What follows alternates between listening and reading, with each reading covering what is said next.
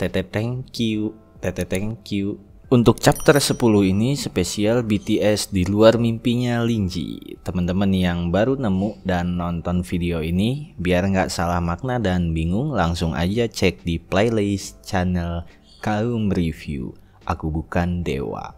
Dan buat kalian yang belum jadi subbreaker Mimin, yuk monggo subrek biar jadi subbreaker Kaum Review. Apalah arti subbreaker buat kalian? Tapi buat Mimin, satu subbreaker dari kalian itu sangat berarti.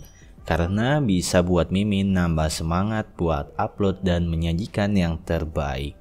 Dan buat teman-teman subbreaker Kaum Review yang udah setia sama Mimin, terima kasih dukungannya. Pastinya jangan lupa tinggalin jejak kalian di kolom komentar. Oke, langsung aja ke Aku Bukan Dewa part 10. Tapi jangan lupa loh, subscribe-nya sama jejak kalian, jangan lupa lah. Oke. Males lah Mimin lah kalau kalian ini nggak mau subscribe lah, nggak semangat Mimin jadinya. Ayo buat Mimin jadi semangat. Yuk tes 1 2 1 2. Nah, ini Mimin mau ngasih behind the scan dari mimpi indah Linji sama Silver.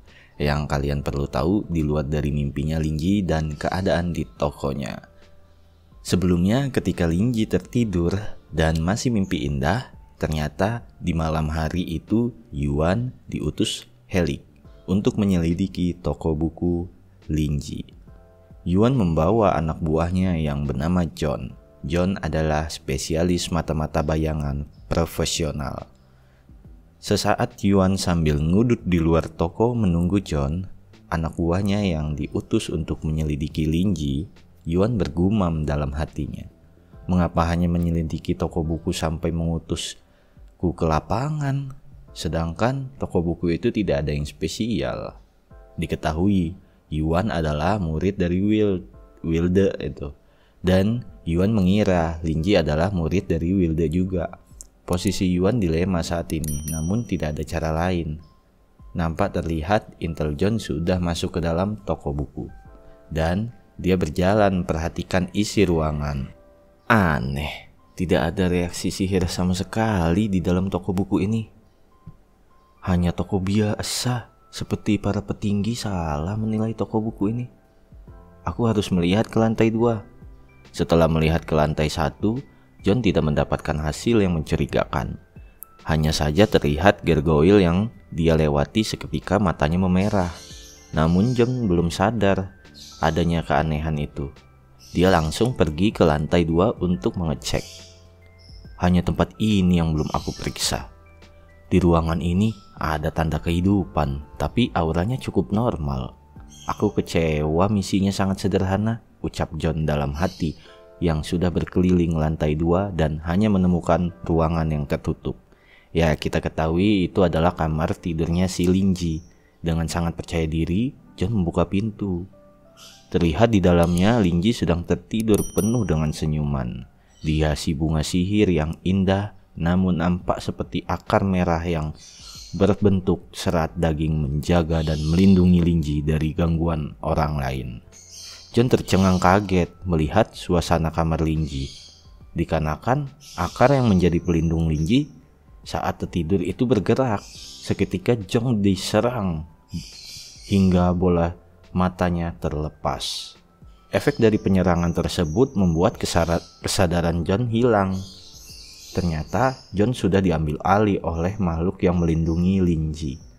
Makhluk yang memasuki Linji berkata, Aku harus menghapus semua ancaman yang mengancam Tuan. Tuanku, tenang saja. Pelayanmu ada di sini. Terlihat John yang dirasuki pelayan Linji keluar dan ingin menghabisi orang yang mengganggu tidur Linji. Nah guys, kita belum tahu ini makhluk apa yang masuk ke dalam John. Apa itu roh gargoyle, apa itu roh dari Dreamcatcher, atau seluit hitam yang dinamakan Inky yang membuat perjanjian sama Linji waktu itu. Oke, lanjut. Di luar toko, Yuan sudah lama menunggu John dan dia sudah habis sebat. Yuan bete dan dia ngudut sebat lagi sambil ngeluh. Udah setengah jam belum balik juga ini si John. Padahal misinya hanya memata-matai toko buku. Mungkin toko buku itu agak sulit digali info, ucap Yuan. Yuan percaya John tidak akan terjadi apa-apa karena John adalah Brizoan, yaitu bayangan berdarah campuran. Jika tidak terjadi apa-apa, maksudnya jika terjadi apa-apa, John bisa lari dengan bayangan. Di saat dia sedang menunggu John, tiba-tiba John datang dan menghajar Yuan. Seketika dengan insting Yuan mengeluarkan jurus api. Aku tidak tahu kenapa kau mengkhianatiku. Aku harus membunuhnya, ucap Yuan yang kesal karena merasa sudah dikhianati. Mereka berdua saling menyerang dengan sengit. Nampak Yuan terkena jurus bayangan John dan melukai lengan kanannya. Dengan sangat kesal, Yuan pun mengeluarkan jurus api andalannya untuk menghanguskan John. Namun tidak disangka, John berubah menjadi sosok monster dan menyerang balik Yuan. "Siapa kau? Kau bukan John," ucap Yuan sambil ketakutan. Monster itu hanya berkata, "Tuanku, pelayan Anda akan menghancurkan apapun yang menghalangi Anda." "Hah? Tuan? Apa mungkin dia adalah utusan pemilik toko buku itu? Apa ini peringatan darinya?" Scenes berganti. Terlihat Helix sedang berada di ruangan dan seorang pelayan masuk. "Permisi Tuan, aku ingin melapor. Tuan Yan sudah mati." "Apa yang terjadi?" Nampak Helix panik mendengar pesan itu. Ini adalah foto analisis forensik sihir di TKP dan hasil laporan dari penyihir hitam dari kultus merah. Nampak budak itu memberi laporan kematian pada Helix serta menjelaskan detailnya. Tuan Yuan mengirim seorang untuk menyelidiki toko buku sesuai dengan perintah Anda, tapi orang yang dia kirim berkhianat dan membunuh Tuan Yuan. Dalam kematian, Tuan Yuan memberikan kata-kata terakhir yang bertuliskan Ran dan kode yang tidak dimengerti oleh siapapun dan hanya Helix. Dalam hati Helix berkata, itu artinya seseorang mengendalikan dan memanipulasi pikiran John. Saat dia kembali dari toko buku, sesuatu yang bahkan para penyihir hitam tidak bisa lakukan. Apa itu peringatan dari pemilik toko buku? Aku tidak menyangka dia sebrutal ini. Sialan. Nampak terlihat Helix sedang mengecek penelitiannya. Diketahui itu adalah bibit cermin ajaib. Sebentar lagi. Aku tidak peduli makhluk macam apa pemilik toko buku itu. Aku tidak akan mengizinkan siapapun mengganggu rencanaku. Scenes berganti. Pagi hari telah tiba. Linji pun terbangun. Dia merasa mimpinya sangat indah. Dan dia merasa harus berterima kasih pada Pak Wilde karena sudah memberikan dream catcher atau yang disebut penangkap mimpi. Dengan suasana hati yang indah, Linji berharap bisa bertemu dengan Silver di mimpi selanjutnya. Waktu menunjukkan pukul 6.30 pagi. Linji bergegas ke kamar mandi untuk menggosok gigi. Di saat ia sedang bercermin sambil menggosok gigi, terasa ada hal yang aneh di mulutnya. Saat itu dia melihat, ternyata giginya sudah bertambah 8 buah. Dan sewajarnya manusia hanya memiliki 32 gigi. Linji heran. Dan dia mengira semua itu dikarenakan Inky. Oh iya, buat informasi, Inky itu temennya Linji yang melakukan kontrak dengan Linji. Nah, jadi tahulah ya kalau yang udah nonton part-part sebelumnya itu.